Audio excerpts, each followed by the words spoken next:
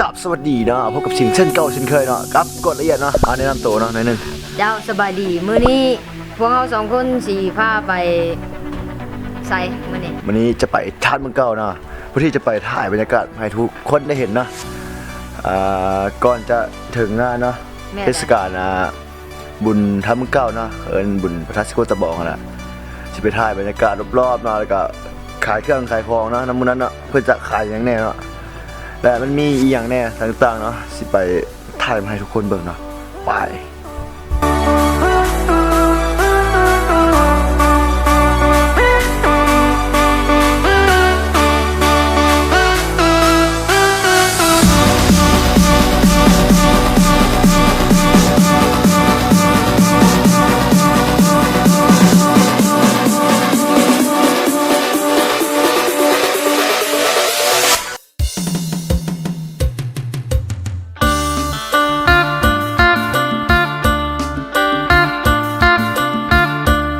ตอนนี้ก็ได้มาฮอตที่พระธาตุสิโกตะบองเนาะเนี่ยก็ละเอียดมันจะกล้าเกี่ยงของเขาละ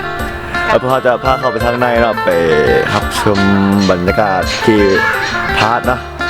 เข้าไปทางในกันเลยเนาะไป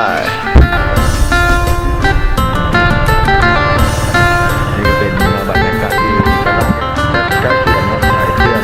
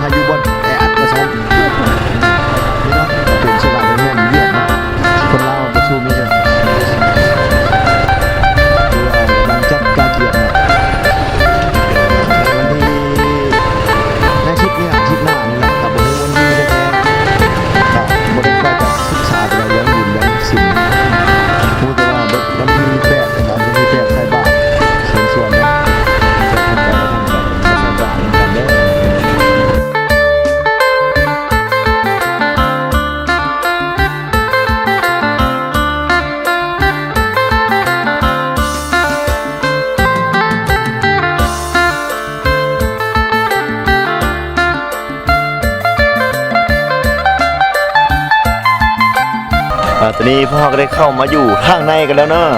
ในพระธาตุสิโกตะบองนะเนี่ยก็ละเอียดเนาะเพิ่น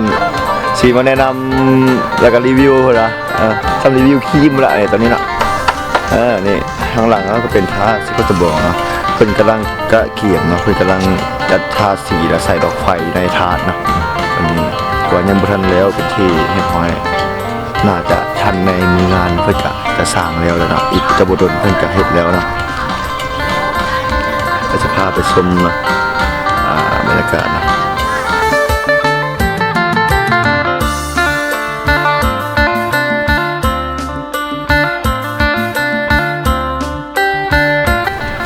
นี่เนาะมาเข้าสู่ดูตัวหน้าพระธาตุสิโกตะบองธาตุใหญ่เนาะอันนี้ก็มีผู้คนมากราบไหว้หลายคนเนาะต่างแข่งต่างเมืองก็ได้มากราบไหว้พระสิโกตะบองเนาะขอพรสิ่งศักดิ์สิทธิ์ทั้งหลายนะปกปักรักษานะแล้วพวกเขาสองคนก็มาดูละก็สิบุได้ขึ้นไปกราบเนาะจะเป็นบ้านเมืองของพวกเฮาเนาะอันนี้จะเป็นที่นั่งข้าผู้เขียน